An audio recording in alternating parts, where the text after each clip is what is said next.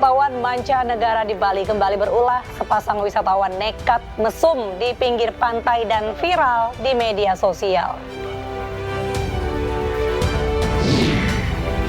Seorang dokter di Makassar, Sulawesi Selatan menganiaya balita hingga terjatuh.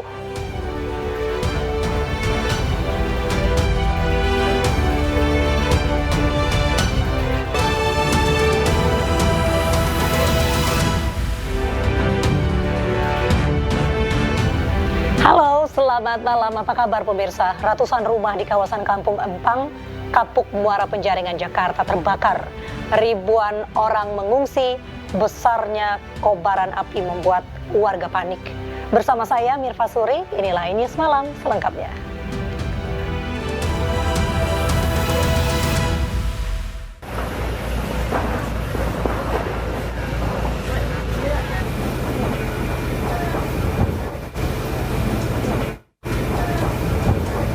Beginilah situasi kebakaran dengan asap tebal menghitam yang muncul dari kawasan Kampung Empang, Kapuk Muara Penjaringan, Jakarta Utara Minggu siang.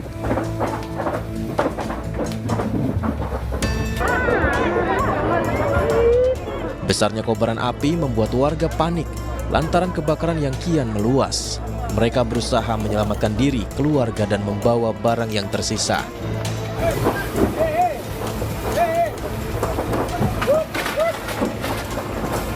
Api cepat membesar dan merambat ke gudang akibat bangunan yang terbuat dari kayu.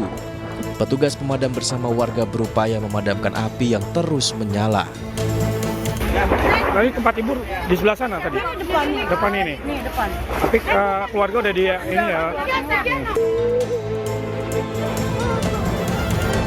Belum diketahui penyebab kebakaran, namun dipastikan ratusan warga kehilangan tempat tinggal mereka. Dari Jakarta, Sofyan Firdaus, iNews melaporkan. Ya pemirsa, untuk mengetahui kondisi terkini pasca kebakaran di Kapuk Muara, Jakarta, kita terhubung dengan rekan Muhammad Zul Hilmi di lokasi. Hilmi, selamat malam. Pukul berapa api dapat padam? Ya, Hilmi. Ya, selamat malam Eva dan juga pemirsa. Untuk kebakaran pada hari ini yang terjadi di Jalan Kapuk Utara 2, Penjaringan, Jakarta Utara, petugas dari pemadam kebakaran dari Jakarta Utara dan juga dari Jakarta Barat masih terus berjibaku untuk melakukan proses pendinginan di salah satu sebuah gudang yang mana menurut warga gudang tersebut merupakan tempat penyimpanan bahan bangunan berupa keramik dan juga besi, dan hingga sampai saat ini api pun ataupun petugas dari pemadam kebakaran masih terus melakukan proses pendinginan di lokasi tersebut. Dan dapat kami sampaikan untuk warga korban kebakaran saat ini sudah ditempatkan di posko tanggap darurat tak jauh dari lokasi tempat kebakaran terjadi, dan di sini tercatat sebanyak 1.199 jiwa mengungsi dari lebih dari 200 kartu keluarga, di mana dari 1.199 jiwa tersebut terdapat 115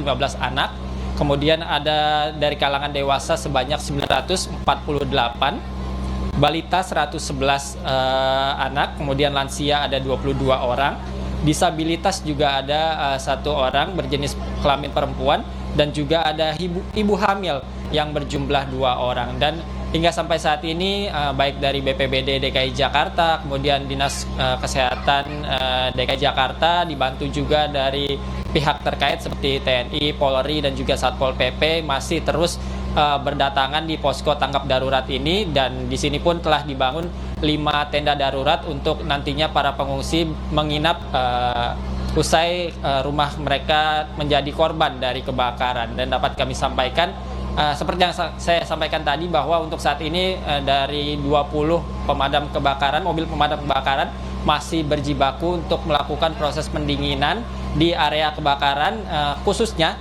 di tempat sebuah lokasi gudang, di mana menurut warga gudang tersebut merupakan tempat penyimpanan bahan bangunan seperti keramik dan juga besi. Sementara itu untuk area tempat tinggal warga saat ini sudah padam, namun untuk saat ini warga dilarang untuk ke area tersebut. Mirfa.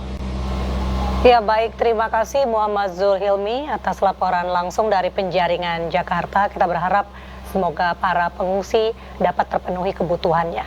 Ya pemirsa, kita beralih ke informasi di mana keluarga Bribda Ignatius Dwi Frisco Sirage menolak keras pernyataan polisi yang menyebut korban tewas tertembak karena kelalaian senior.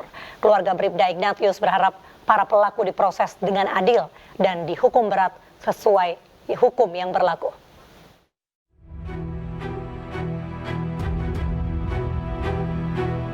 Mabes Polri telah merilis penyebab kematian Bribda Ignatius Dwi Frisco Sirage, anggota Densus 88 Anti Teror, asal Kabupaten Melawi, Provinsi Kalimantan Barat. Menurut keterangan yang disampaikan, insiden yang menewaskan Bribda Ignatius disebabkan oleh kelalaian kedua seniornya Bribda IMS dan Bribka IG. Menanggapi informasi tersebut, pihak keluarga korban menolak keras pernyataan itu. Menurut mereka, pihak kepolisian menutupi alasan sebenarnya dengan mengeluarkan pernyataan tersebut. Pihak keluarga berharap kasus kematian Bribda Ignatius diproses dengan seadil-adilnya, sesuai hukum yang berlaku. Selain itu, mereka juga meminta pelaku dihukum seberat-beratnya. Tertembak dengan alasan tidak sengaja, itu kami sangat menolak keras pernyataan itu. Ya, itu sepertinya Polri sengaja sepertinya menutup-nutupi permasalahan yang dialami anak kami ini. Nanti ketika proses pengadilan, ya, kami berharap diproses secara hukum yang berlaku dan dihukum seberat-beratnya sesuai dengan hukum yang berlaku. Pandi menambahkan guna mencari keadilan atas kematian anaknya, pihaknya di keluarga besar Dayak telah menyerahkan kasus tersebut kepada Lembaga Bantuan Hukum Hotman 911 yang diketuai oleh Hotman Paris Hutapea dan Jelani Kristo. Dari Melawi, Kalimantan Barat, Trianto, iNews melaporkan. Sementara itu pemirsa, oknum polisi di Ogan Ilir, Sumatera Selatan mendadak viral lantaran mengeluarkan kata-kata tidak pantas hingga menyinggung masyarakat. Kapolres Ogan Komering Ilir pun langsung mengambil langkah tegas.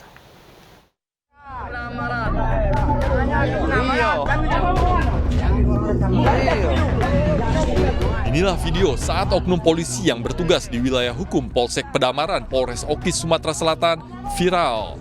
Dalam video tersebut, oknum polisi mengeluarkan kata-kata tidak pantas sehingga membuat ketersinggungan masyarakat. Gagallah dia jadi saksi. Nah, itulah pedamaran. Tapi kalau luka duit, waduh.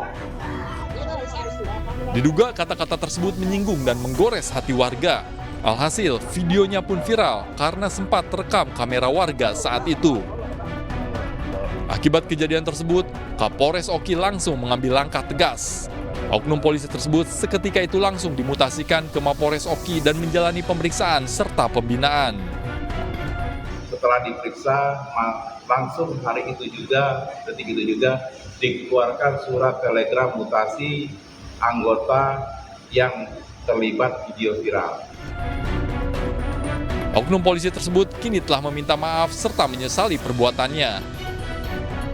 Dari Kabupaten Oki, Sumatera Selatan, Fitriadi, iNews melaporkan.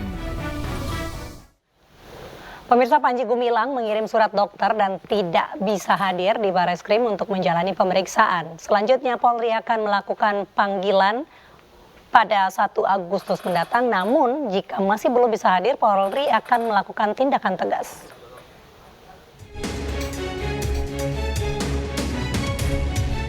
Mangkir dari panggilan pemeriksaan karena sakit. Itulah yang dilakukan pemimpin Pondok Pesantren Al Zaitun saat seharusnya memenuhi pemeriksaan sebagai saksi di Bareskrim Polri kemarin. Namun yang bersangkutan tidak hadir dikarenakan alasan yang disampaikan adalah dengan surat dokter yang menyatakan bersangkutan sakit.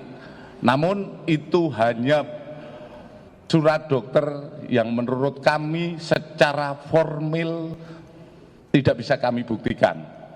Oleh karena itu, kami melayangkan panggilan kedua, yaitu kami panggil sebagai saksi dan diharapkan besok tanggal 1 Agustus yang bersangkutan bisa hadir untuk memenuhi panggilan kami.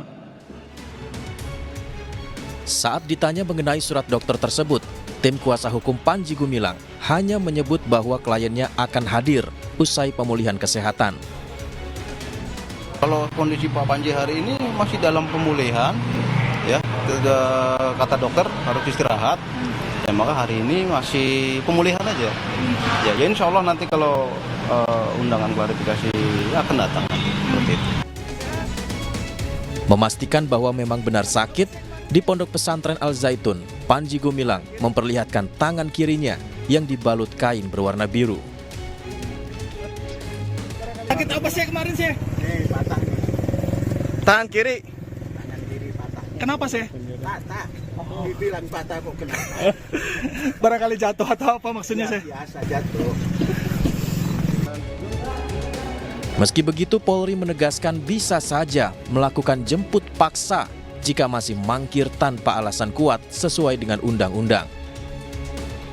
Penyidik mempunyai kewenangan yang akan dilaksanakan. Tentu saja secara aturan undang-undang ketentuan kita akan menggunakan ketentuan ataupun peraturan yang ada.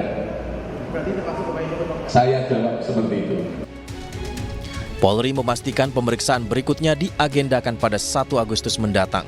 Tim Liputan iNews melaporkan. Sepasang wisatawan nekat berbuat mesum di pinggir pantai Bali dan viral di media sosial. Informasi selengkapnya usai jeda hanya di iNews malam.